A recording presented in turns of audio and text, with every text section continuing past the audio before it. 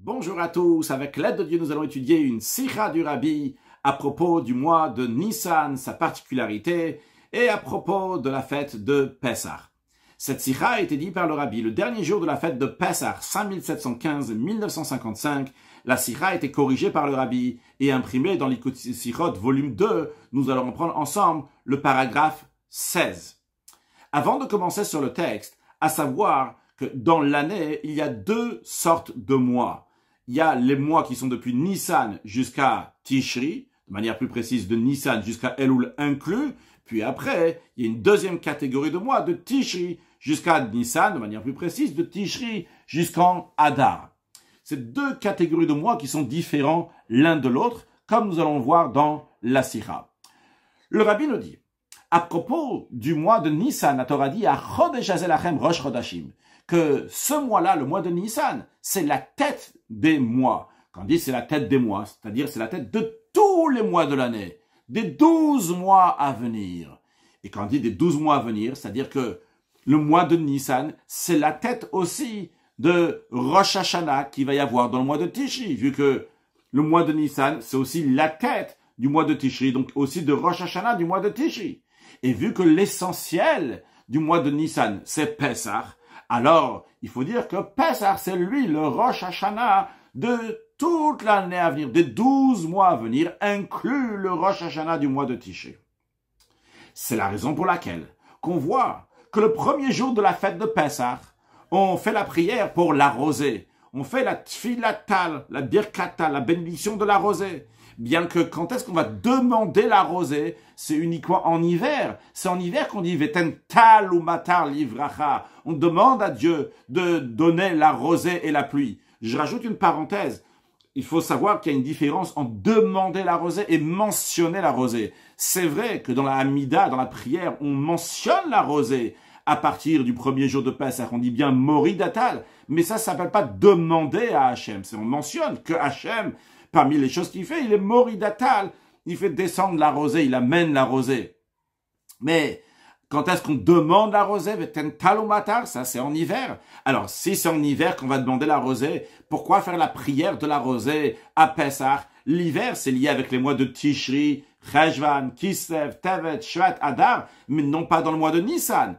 Le Rabbi nous dit quand même, la bénédiction de rosée se passe à Pessah. Pourquoi? Parce que Pessah, c'est le Rosh Hashanah pour tous les mois de l'année. Ça inclut aussi le Rosh Hashanah du mois de Tishri. Donc on dit, ça inclut aussi le Rosh Hashanah de Tishri, c'est-à-dire que ça inclut aussi tous les mois de l'hiver et toute la période de l'hiver.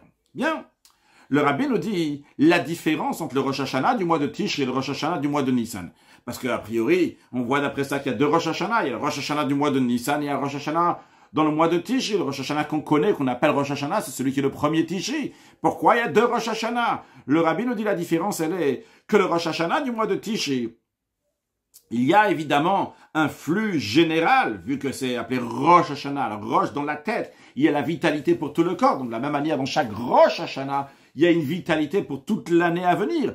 Mais dans le mois de Tishri, Rosh Hashanah du mois de Tishri, il y a un flux divin qui vient pour toute l'année, mais c'est pour les sujets qui sont liés avec la nature. En d'autres mots, il y a un dévoilement divin qui est lié avec le monde.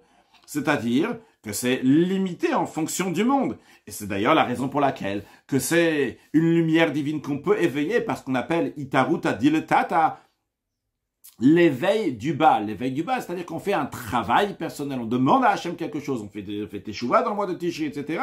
Et par cela, ça amène un flux divin. On peut le faire par nos efforts parce que c'est lié avec la nature. C'est lié avec le monde et c'est une lumière divine qui est limitée avec le monde. Ça, c'est le Rosh Hashanah du mois de Tishri.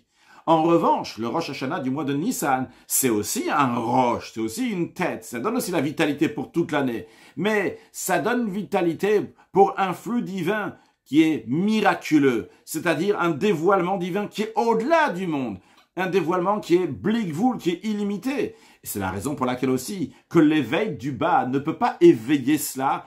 L'éveil du bas ne peut pas toucher, ne peut pas atteindre quelque chose qui est miraculeux, qui est au-delà du bas, qui est au-delà de la nature.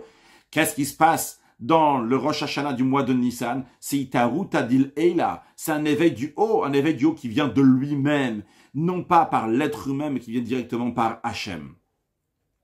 Et c'est la raison pour laquelle que c'est à Pessah qu'on fait la bénédiction sur la rosée. A priori, quel rapport Pessah qu'on demande la rosée alors que qu'on fait une prière pour la rosée alors que la demande de la rosée sera seulement en hiver? Eh bien, la différence, elle est que l'explication, elle est qu'il y a une différence entre la rosée et la pluie. La pluie, c'est quelque chose qui vient par le travail des créatures. Dans Chassidut, c'est expliqué tout simplement que la pluie se fait par l'eau qu'il y a ici sur terre qui monte, il y a des nuages qui se font, après ça revient. Ça représente le travail des créatures. Les créatures font quelque chose et par cela, ça fait un éveil là-haut qui va amener quelque chose. Par contre, la rosée, c'est Itaruta Dileila, c'est l'éveil du haut. C'est la raison pour laquelle il est dit que Talomiatsa, que la rosée ne s'arrête jamais. Parce que c'est quelque chose qui vient toujours d'en haut, ça ne dépend pas du travail et du comportement des créatures. C'est la raison pour laquelle que dans le mois de Tishri, on fait la bénédiction pour le Geshem, Tfilat Geshem, Birkat Geshem, la bénédiction pour la pluie, parce que c'est le moment dans lequel Hachem il donne tout ce qui est lié avec le monde, la notion de pluie. Mais dans Nissan, c'est la bénédiction de Tal, de la rosée, parce que Tal, parce que la rosée ne s'arrête jamais. Que Dieu fasse que chacun de nous va avoir aussi bien le Tal, aussi bien le Matar, aussi bien la Itaruta Dileila, l'éveil du haut, aussi bien l'éveil du bas, tout ce que chacun il a besoin, matériellement et spirituellement, qu'Akadosh Baruch Hu le donne de toutes les manières, que ce soit de manière naturelle et que ce soit aussi de manière miraculeuse, et que chacun de nous va servir Dieu aussi bien de manière naturelle, aussi bien de manière miraculeuse, en sortant de nous-mêmes, en faisant Yetziat Mitzrayim, une sortie d'Égypte, et Akadosh Baruch Hu va donner à chacun de nous la vraie sortie d'Égypte, une sortie de cet exil de manière définitive, avec la venue de Mashiach très prochainement, un joyeux Pesach, Mashiach now.